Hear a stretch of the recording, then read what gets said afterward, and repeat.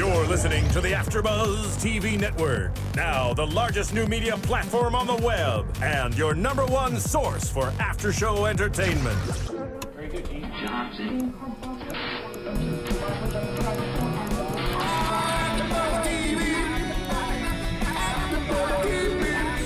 The AfterBuzz Studios in Los Angeles, California. Presented by Maria Menounos and Bing.com and streaming live thanks to Akamai Technologies. This is AfterBuzz TV's Agents of S.H.I.E.L.D. After Show.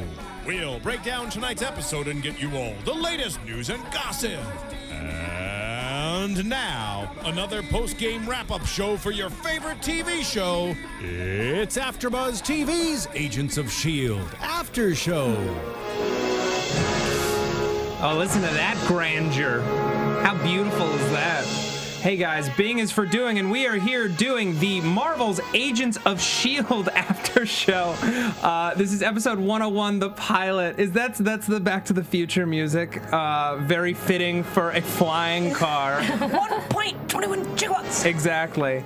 Bad. So, hey guys, we're doing this show. I'm Matt Lieberman. Joining me on the panel this season, we have Kaori Takee. Nice job, yes. Yes. Stef Z's here. Whoop. Hello. And Krisily is in the building. Hello. We got lots to talk about. Big pilot. Everyone's been waiting for this show since it was announced last year in a kind of unofficial sequel to The Avengers and Iron Man 3. Everyone's been looking forward to this Marvel show. We saw a lot of stuff tonight. Coulson's back in the mix. We don't know how he's alive, but I don't think he does either. We've got a mysterious superhero jacked up on all kinds of superhero technology. The hooded hero. Yes, the hooded hero. And H squared, as I like to call him. what do you want to call H squared. I like to square things. Okay, yes, hooded does. hero. H squared. Hoodie hero. Okay. And we got a team building. We don't know a lot about all of them, but I assume we're going to find out over the course of the season. I just want to start by asking you guys what you thought of the show. I had a lot of fun with it. Like, there are things that concern me out of the gate, but I think they can be fixed. Yeah, I mean, there's a cheese factor. Yeah. But it's not easy being cheesy. That's We'll give true. him that. And I feel like... No, it's Chester Cheetah. It's not easy being it's not cheesy. easy being cheesy. I feel like... I don't know. I feel like there was so much work up to this show that we all had all these expectations. So no matter what the show was, it wouldn't meet the initial expectations. So how we see the show progress will tell whether or not it's really a good show. Like, I feel like it's hard. I kind of had low expectations for it because I felt like I was overhyping it in my head. So I went into the screening room thinking, it's not going to be too good. And it was kind of better than I expected. It was a lot of fun, I thought. It was fun. Yeah. Krisily? There's something staring at me at your iPad. It was interesting. Okay. I had high expectations, but I feel like with everything Joss Whedon has done, with Avengers, with all of the Marvel movies, I've had high expectations, and I haven't been let down yet. Yeah. So I felt like this was going to be the same. And it was interesting is the only word I have for it right now. Yeah. Well, there was some great parts. I liked the cheesiness a little bit when I think of Buffy and Angel and Joss Whedon's work prior to. Even Serenity, I know you said Serenity wasn't as cheesy. Firefly was not that cheesy. There were still some cheesy moments which you expect, and you see them in Avengers. So I feel like we know that's going to happen, but I feel like this was at a little bit of a different level. Yeah, I understand that. I mean, here's the thing, right? You've got all these different types of fandom expecting this show. You have people who have been Marvel fans for, some generations, like people who grew up loving these comics. You have fans of Joss Whedon's work, of his various TV shows. You have people who just love the movies and have no other background in sci-fi or in superheroes. And this is definitely something I think that was trying to appeal to everybody. Yeah. It's like a big, broad swing, and not everything's going to work when you try to include so many people. And I feel like at times they were kind of like skating around the more interesting stuff. Like, what's going on inside Coulson's head, right? So he thinks that he was in Tahiti after faking his own death. I mean, I'm not buying it. Yeah, he definitely wasn't into Tahiti. No. We know that. But, like, what's going on in a guy's head? Suddenly he just wakes up and he's got this kind of backstory. Like, is he a robot? How did they revive him? What did they take away? What's going on inside of his brain? Because he's a background character. He always has been, and now he's kind of stepping up into the fore. And I feel like we didn't learn anything new about him this week. Right. Sorry. Okay. He's also changed a lot.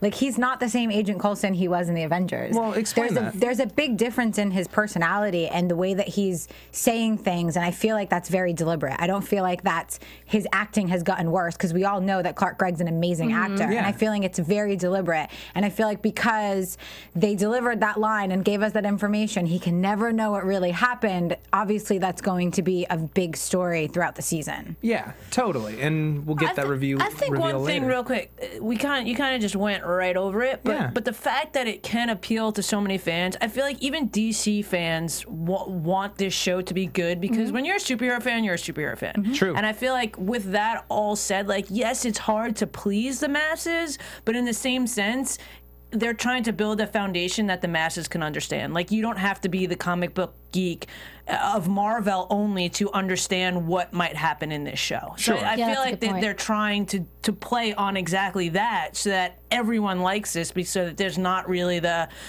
Justice League versus the Avengers type. Like, everyone can enjoy this. Yeah, but it's also, you're dealing with the constraints of a weekly television series, in that the budget is going to be nowhere near as high as any of these movies. You're not going to see any of the established heroes. You're not going to have a ton of action each week, and the tone is very different. You know what I mean? Well, it's also on network TV. Yeah.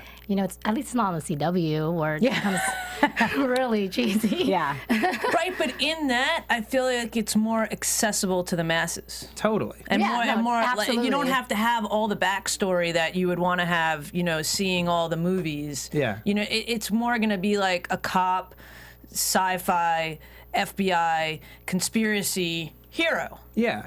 There it is. It's kind of like, if you guys, have you ever seen Torchwood? It's a British show. It's a Doctor Who spinoff. You should watch it. But it's basically this, but like way darker and for adults. This is like the Disney version of that. Well, and this is also just the pilot, so I think it's kind of slow. They're kind of, starting it off, and I think in a couple episodes, it'll probably get better. And you see like a lot of potential here. Like, I think Coulson's going to loosen up a little bit more, and we're going to learn more about him. Agent Ward, like, had some great funny moments and some great, like, kind of cool guy. Relief. There was a lot of comic relief. We're going to get more attached to the characters. Right now, I don't feel any attachment towards anyone. Maybe Coulson, and that's about it. I think. Well, because Coulson's alive. Like, I feel like so many people were going to watch this episode no matter what, because Coulson came back. Yeah. Like, all of us thought he was dead. All of us were really upset he was dead. And whether you're a fan of just the comic books or just the movies, it didn't matter, because you were attached to that character, and that's what brought so many people in. So the fact that he's there and now he has this mysterious backstory, people are going to continue to watch, because I'm not sold on the show, but now I have to watch, because now I want to know, is he going to be in Avengers 2? Is he going to be in Avengers 3? And they talked about all of that tonight as well. Yeah, a little bit anyway. I love that they tied in the movies, which makes me wonder if the movies are going to tie into this at all. Well, that would be cheesy. No, it wouldn't be that cheesy. Here's the thing, right? It's a shrewd business move to make this show, because people who are fans of the movies, at the end of each movie, they tease the next movie, and they ensure butts in seats before they even start shooting it. It's true. So, like, having this series and then being able to promote it and saying, hey, you got to tune into this show in order to know what's up with the movies. Yeah, but it's a risk, too, because if the show flops and every episode we end with flying cars, people might make a joke of it. I don't have a problem with the flying car. I do. Superhero movies always have awesome cars. And to have that go like almost DeLorean style, tires flipping, I know. I wasn't okay with it. It was I kind of died laughing, and kinda. I lost control of myself laughing at that.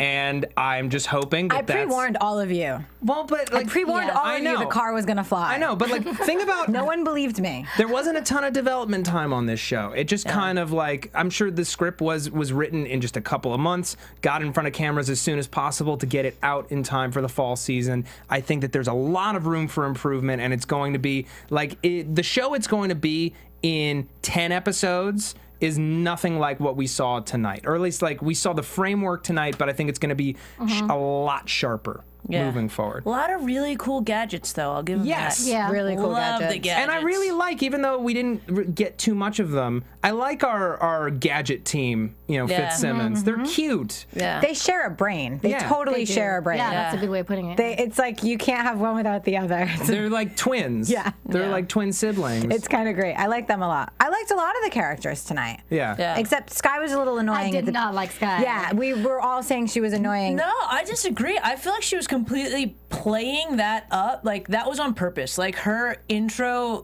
dialogue, whatever, was on purpose to make you think that she was that girl, but she's actually really smart. She hacked S.H.I.E.L.D. hacked into S.H.I.E.L.D. She knew more than they do. Yeah. And then she's like, well, I got here. Like, she's very dialed, I think. Yeah. She's very dialed. I think her intelligence has nothing to do with the obnoxious personality, and things might change. Right, but for I me. feel like the obnoxious personality is part of her intelligence playing to get where she wanted to get. Like, I don't think she's obnoxious at all. No, it makes people underestimate her, and it's also it's a bit of a defense mechanism.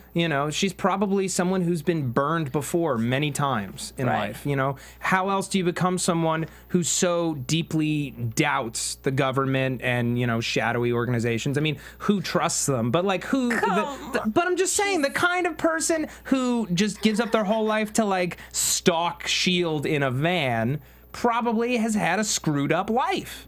Well, she probably just has a backstory that we haven't seen yet. She's a superhero groupie. Yeah. She admittedly hung out outside of Tony Stark's house. Come on. Which was so funny, that little bit. All these groupies cosplaying outside of his house. I love it. That would totally happen. Of course it would. It won't happen. Well, like, what kind of... Think about, like, the kind of world that this is. This is a world that just discovered that superheroes exist, aliens exist, just like a few months ago, really. The Battle of New York. Yeah, and then the toys in the window, the heroes of New York. Yep. These are characters that never had comic books. People are just idolizing these quote-unquote gods, and a world that has just experienced something like that is a dangerous and fascinating place to be and to explore, I think. Just because people's attitudes towards all of existence are changing, because everything that we knew is false. And that's what I like so much about this show, is that the potential to explore that is really rich. And I wish that it hadn't been like a superhero plot in the first one, and it had just been like something. I was going to say something weird is happening, but they said weird like 8 times in 1 hour. A lot. They said weird a lot. And I'm wondering if that was like a change from the network. Like, you can't use strange or I don't know. Anyway, a weird quibble on my part. I want to talk. All right, so we talked about Ward, we talked about Sky. Melinda May, who is apparently some kind of legendary badass. We don't know why she doesn't want to be in the field. She's been chained to a desk. I love Ming-Na. I've loved her since she was the voice of Mulan, and changed and defied a generation. I don't know, like, did anyone else get like some romantic sparks between her and Coulson? I totally did. I did not. There's history there. There's history there, but I don't think it's romantic. Yeah. It's sorry, I don't mean to cut everyone off. It says Melinda May is working for the S.H.I.E.L.D. alongside Phil Coulson, a combat veteran, ace pilot, and weapons expert. Melinda is thoughtful but haunted by her past experiences in the field. She's a strong soldier capable of performing above and beyond the call of duty, but will she? Here's another one. That's her bio. It's probably gonna grow as we watch it. She kind of reminds me of, like, if you guys watch Arrow, Felicity. So she's kind of like very smart. She knows how to do a lot of things, and she can be his sidekick. But I don't think there's a romantic thing involved. I don't either. I feel like something bad maybe happened to her, and she's hesitating to go back and be involved. And he's like, "You just got to drive the bus." Yeah, which is like such a lie. And of course, Coulson I really is a was liar. expecting a bus, not a plane. No. I'm just thinking it's kind of strange that Coulson might not be like really alive. I don't know what happened to him, but they're all just following him. It's kind of confusing. Well, I'm sure he's a legend among his S.H.I.E.L.D. counterparts. But what if they know his past history, that he's dead? and then I don't know. They I all got know that confused really easily. They all know that he was supposedly killed, Yes. and they talked about the fact that Fury faked his death for what reason we don't really know, and we don't know why they brought him back or how he was brought back, but he was. Yeah. And obviously there was some time in between where he was somewhere and nobody knows where because he thinks he was in Tahiti. Can I just say, It's a little Jason Bourne-like. Yes. what? I think so too. It's a little Jason Bourne-like. Like he's been reprogrammed? Or? Yeah, it's like a secret mission. He's got some special skill set. He knows there's assets around that need to take care of certain things. Like, I feel like government conspiracy, like, and you know what's funny for me, and this is what my feeling in the past couple superhero movies that I've seen, like, I'm really waiting for the superhero movie that actually plays on real life events and the conspiracies that happen in our world and being tested whether or not to use those superpowers in those certain situations that might like save some but hurt others. And this is, it kind of touches on that because this seems like it's superpowers gone wrong. Yeah. But it's not quite. I want someone to do that. You want it to be meatier and kind of more adult.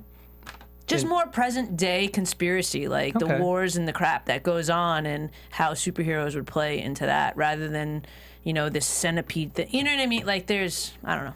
Well, that's the thing, right? You're doing a show on Tuesday nights at 8 o'clock on ABC. It's hard to get into the deep policy of it. Like I'm kind of seeing like Homeland meets superheroes and kind of what you're talking about, and that might be more at home on a cable network. That would be really cool, though. Yeah. It reminds me of like an Alan Moore. Maybe you should start writing a script. I'm writing it tonight. There you go. Done deal. But let's talk about this superhero plot, right? So, poor Michael. Like I did not feel bad for him. You didn't feel bad? No. I was annoyed with him. At first I was like, oh cool, he's got powers, whatever, but then he just got annoying. He was kind of looking for the easy way out and he got screwed. Yeah. Well, I mean, he has no hope, right? His job's lost. He can't get workman's comp. He's miserable. But he gets all angry and hits his ex-boss and just gets... Well, he's all hopped up. Yeah, he's all hopped up on Centipede. It was like steroids. It's like steroids. That's right. He's hopped up on Centipede. Look, you got super soldier serum. You got extremis. You got like 5 different gamma radiation. Like they said it was like all the things that create superheroes put in a blender and in this one thing. Like that's intense. That's really intense. But like that's also kind of like really weird and like kind of a cop out to me. That's what I'm saying. Is like it's not really cowardly. a credible threat. It's like here are all these things that you already know about. We're putting them all in the same guy, so it's going to be super dangerous. Right. You know, instead of just like maybe he was a naturally born superhero or like somebody who fell out of the sky and they have to actually deal with something real. This to me felt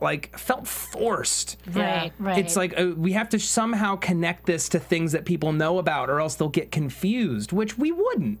Right. We wouldn't. And it felt like you're using up all of those things in the first episode, which means that you'll never be able to use them again.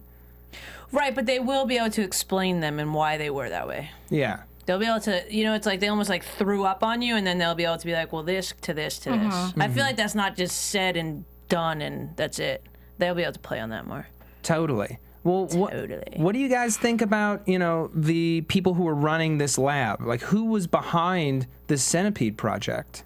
The girl that he saved from the burning building. I know. Chick. Well, yeah, she was a doctor who was in charge of that project, but she was getting funding from somewhere. Right. There's no way that she was working alone, getting that kind of technology. Well, it was also that dude that we saw on the hologram.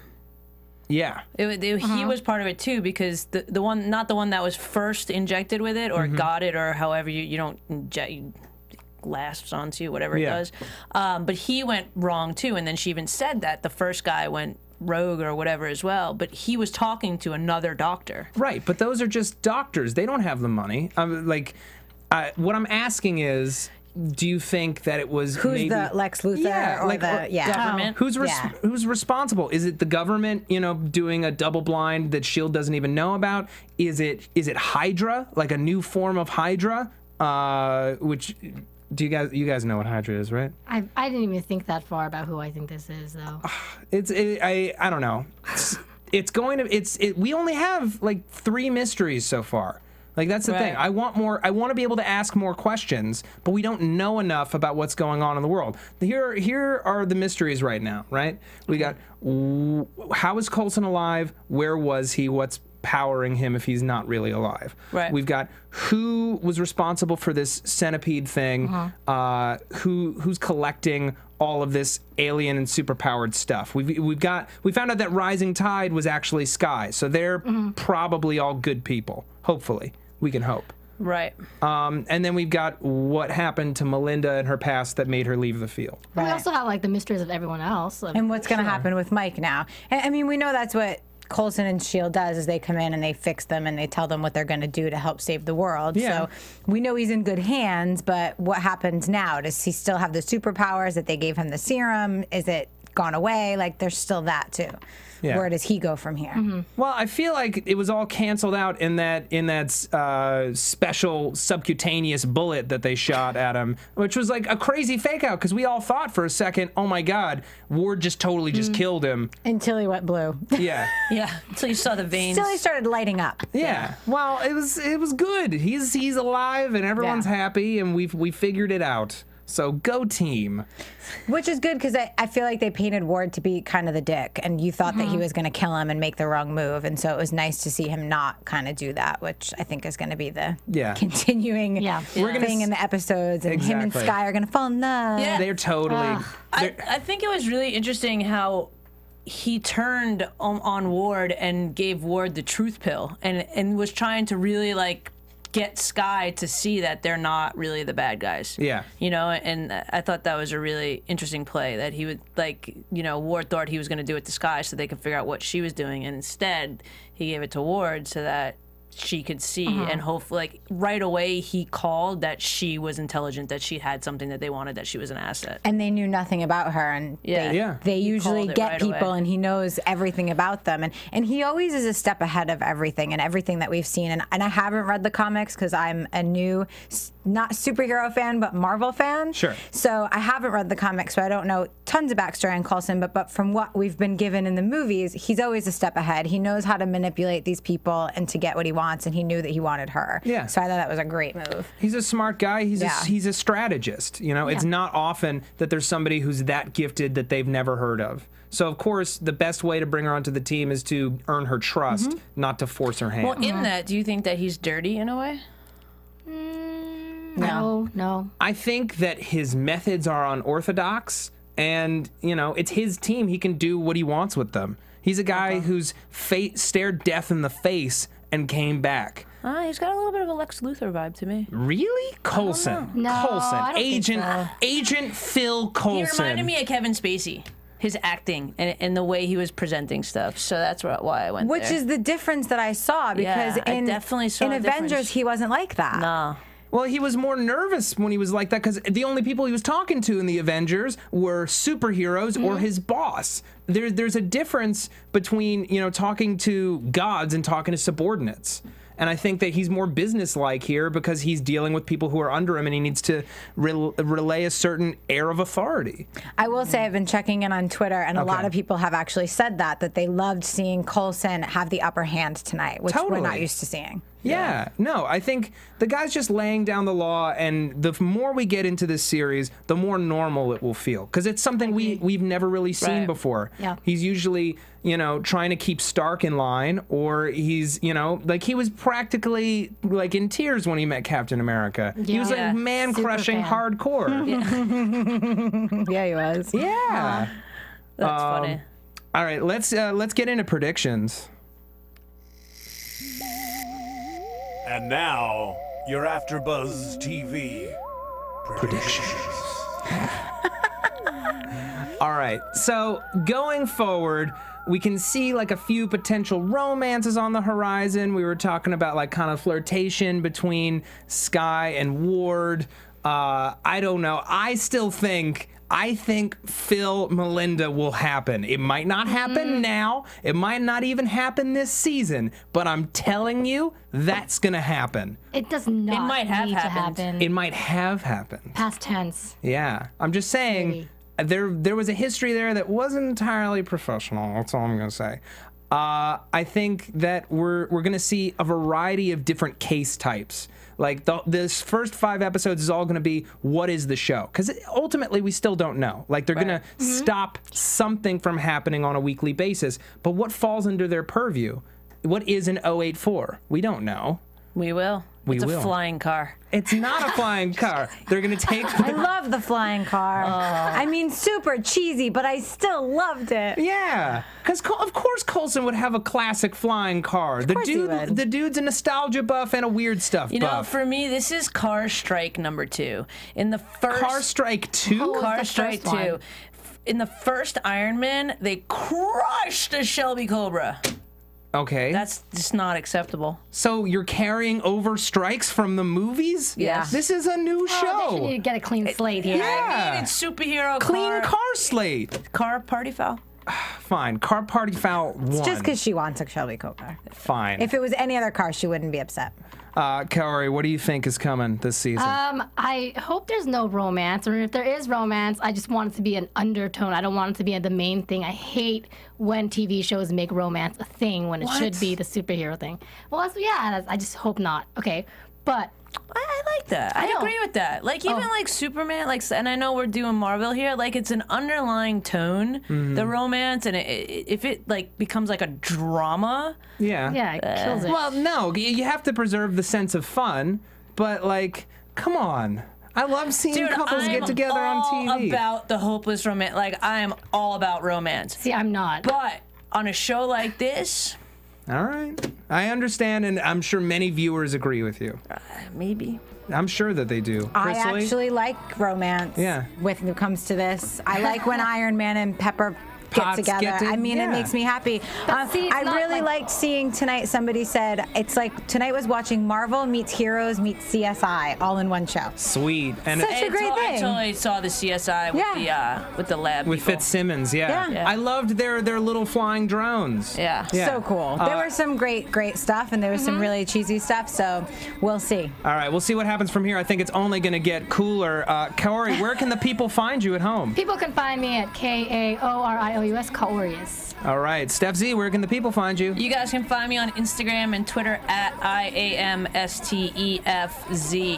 And you guys can find me on Twitter and Instagram at Krisily. All right, and you can find me on Twitter at Matt Lieberman. That's MATTLIEBERMAN. You can also find me here on AfterBuzz TV on the Sleepy Hollow, Sons of Anarchy, Breaking Bad for one more week, and Low Winter Sun after shows. Oh, you're such a show-off. I'm not showing off. I'm just telling people where they are. 46 shows. I don't do 46 shows. I do 5, and one of them's with you. I know. Low Winter Sun, which is an awesome show, and you should totally watch it. Thank you guys for tuning in. We'll see you next week. From Bing.com, executive producers Maria Menounos, Kevin Undergaro, Phil Svitek, and the entire AfterBuzz TV staff, we would like to thank you for listening to the AfterBuzz TV network. To watch or listen to other after shows and post comments or questions, be sure to visit AfterBuzzTV.com. I'm Sir Richard Wentworth, and this has been a presentation of AfterBuzz TV. Buzz you later. The views expressed herein are those of the hosts only and do not necessarily reflect the views of AfterBuzz TV or its owners or principals.